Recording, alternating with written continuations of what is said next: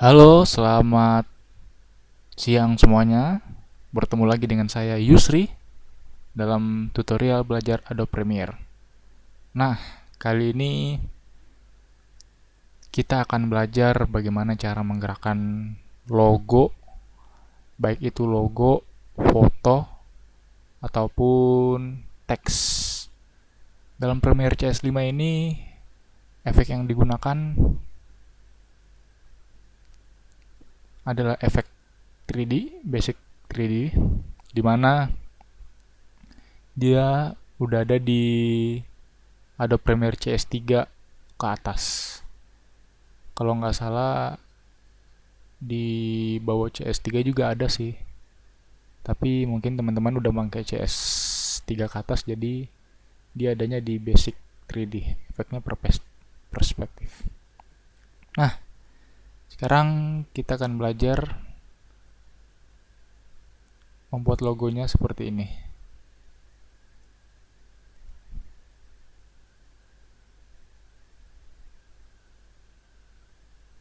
Oke.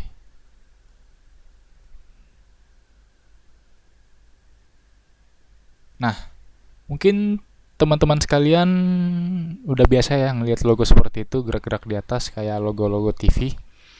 Yang pertama, yang sangat penting, logo teman-teman itu harus bersifat apa? Dia harus PNG. Nah, di sini saya punya logo PNG. Soalnya kenapa? Kalau PNG kan dia transparan. Nah, kalau dia JPEG kayak gini, dia bakalan warna putih belakangnya. Biasanya dia warna putih. Nah, kalau PNG dia transparan. Nah, seperti ini. Dia transparan kan? Jadi teman-teman kalau ingin membuat seperti ini, logo bergerak, seenggaknya udah menyiapkan logo PNG-nya masing-masing. Atau enggak, logo JPEG juga nggak apa-apa, yang penting kita tahu cara memutar-muter logonya. Oke, sekarang kita mulai.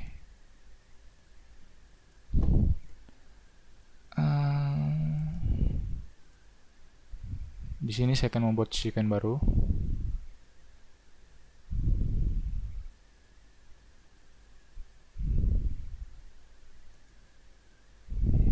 Nah, mungkin ini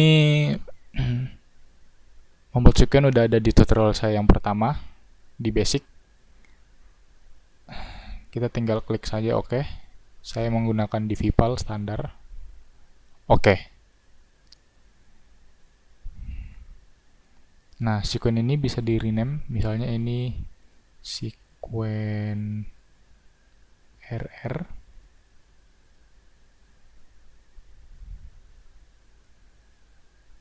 Oke.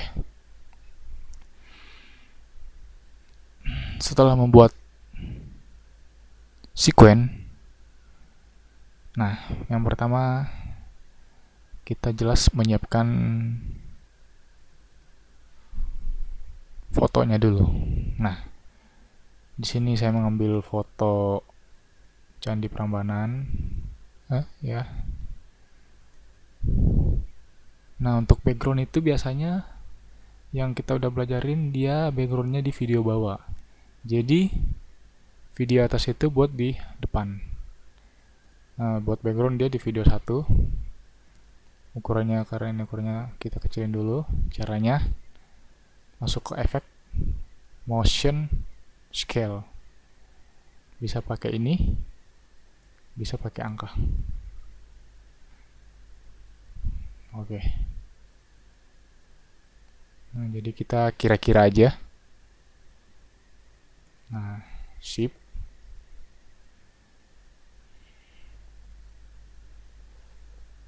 Setelah itu tinggal masukin logo.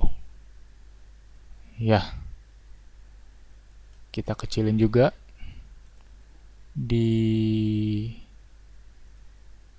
sesuai dengan keperluan. Nah, 14,6 jadi saya genapin aja jadi 13. Oke. Jangan lupa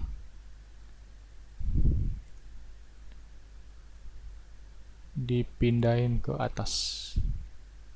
Sepertinya ini agak besar. Sip. Mungkin teman-teman udah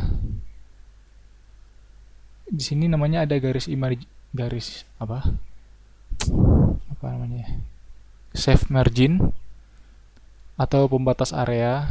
Ini mungkin jadi penting buat teman-teman kalau membuat teks atau apapun itu, sebisa mungkin jangan keluar dari batas ini, soalnya dia kan ini garisnya garis save area TV.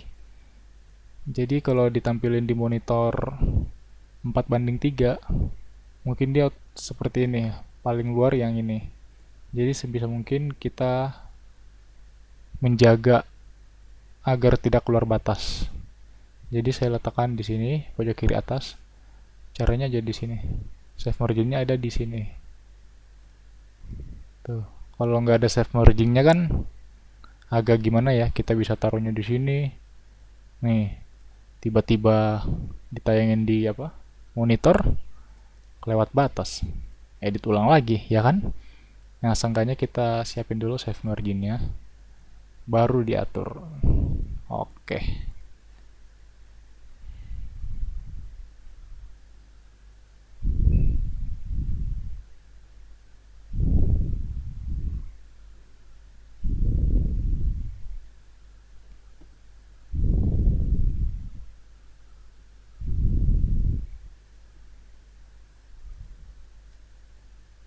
Oke.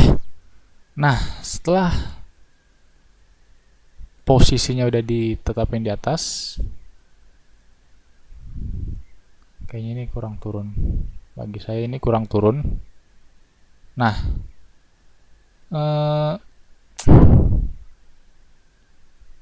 yang pertama diingat sebelum meletakkan video foto ataupun teks, kita harus ingat dulu outputnya apa.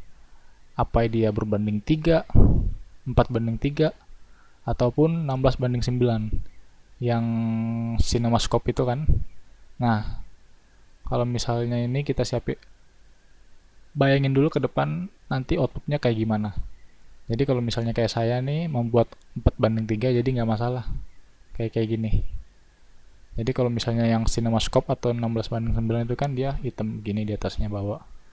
Jadi dibayangin nanti. Kalau enggak tadi kan ada di new scan itu, teman-teman milihnya 4:3 atau 16:9. Nah, oke.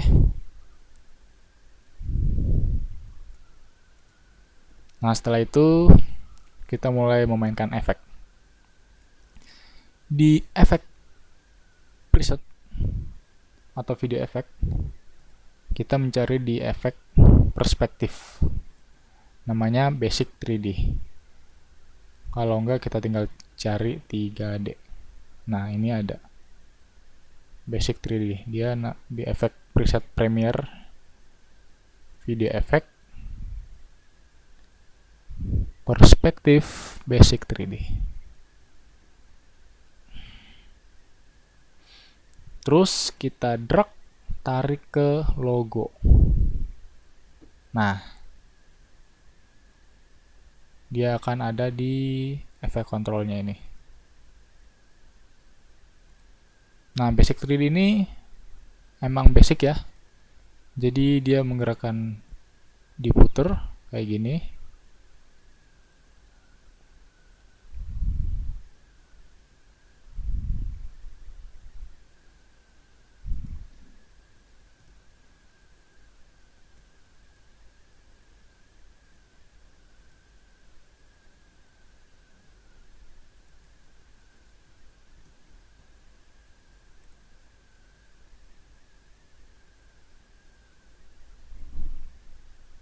Atau di horizontal seperti ini.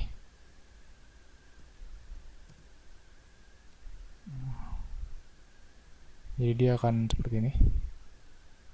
Oke. Nah, di sini kita membuat ini pakai efek swivel yang ini. Jadi teman-teman mungkin udah tahu cara menganimasikan atau membuat keyframe kan? Dia ada di caranya itu. Kalau buat teman-teman yang belum paham, ada di tutorial saya yang mana ya, membuat animasi keyframe kalau nggak salah. Udah ada di YouTube juga. Nah, pertama kita siapkan dulu awal, dipikirin dulu kan. Misalnya awalnya dia tenang. Set. Misalnya di frame ke-20. Ini frame 20. Nah, dia baru bergerak. Jadi kita kunci, tinggal tekan tombol stopwatch atau toggle animasi. Nah, di sini juga dikunci add keyframe. Nah, dia ini masih tetap kan. Nanti pas ingin menggerakkannya, digeser dikit. Nah, ini kita rubah jadi 360 derajat. Oke, dia akan naikkan seperti ini. Nah,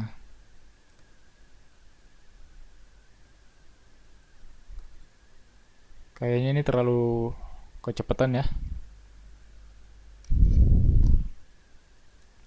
Jadi kita kasih jarak sedikit.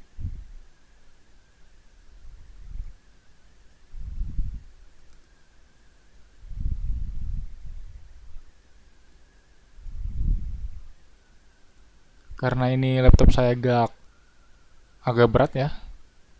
Jadi untuk melihat dia jelasnya, karena ini masih merah, kita render dulu. Ada di sequence, render effect in war area, atau enggak tekan enter. Ini dia. Nah, ini kan warna merah. Nanti kalau kita render dia akan warna hijau. Oke.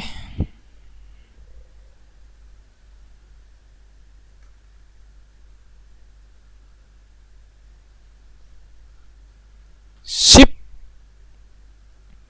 War area-nya udah warna hijau kan. Nah, jadi kita bisa play. Ini sebenarnya agak apa ya? Renderannya ini agak rumit juga sih, tergantung komputer teman-teman. Kalau komputernya kenceng, nggak dirender juga dia tetap bisa jalan. Karena komputer saya nih Core i3, jadi ya harus rajin-rajin di render. Dia juga menggunakan apa, space-nya. Untuk masalah itu kita omongin nanti. Oke. Ini udah di render, kita bisa lihat kan efeknya udah berputar-putar. Nah, mungkin teman-teman ingin menambahkan dia mutar balik lagi seperti yang ini. Set. Nah, sama. Kita pakai efek animasi juga. Nah, ini kan dia sama nih garisnya, dia masih tetap still. Nah, ini kalau miring kan dia udah mulai bergerak. Nah, caranya kita diamin, misalnya kita mau diamin berapa frame, tinggal tekan add keyframe. Dia ini tetap still. Ini bergerak. Jadi kalau ada yang miring itu dia bergerak. Nah, setelah itu kasih jarak lagi. Kita turunin lagi, dia kan 1x30. Jadi kalau misalnya kita tulisnya 2 kali derajat, mungkin ini yang teman-teman tahu matematika, dia agak naik.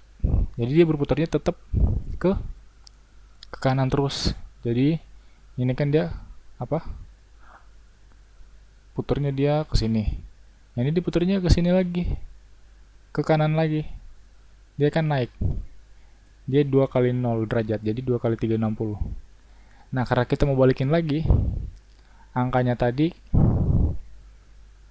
kita tinggal rubah jadi 0, balik seperti semula. Jadi turun lagi kan.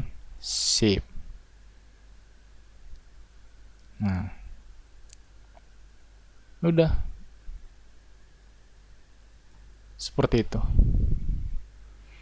Nah,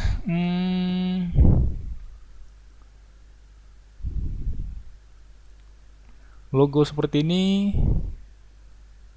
mungkin teman-teman kalau udah punya logo tinggal dimasukin ya yang PNG, atau yang lebih keren lagi kalau teman-teman udah punya logo 3G 3D 3D itu bisa dibuat di software 3D Max. Dan untuk saat ini kita belajar Premiere dulu ya. Oke, mungkin seperti ini yang saya bisa ajarkan buat teman-teman, soalnya saya juga masih mencari-cari apalagi yang ingin kita pelajari. Tapi tenang aja, nanti kita akan belajar Premiere lagi. Semoga ilmunya bermanfaat dan semoga teman-teman nggak bosen belajar sama saya. Oke, terima kasih atas perhatiannya. Sekian, semoga ilmunya bermanfaat. Sampai ketemu lagi di tutorial berikutnya.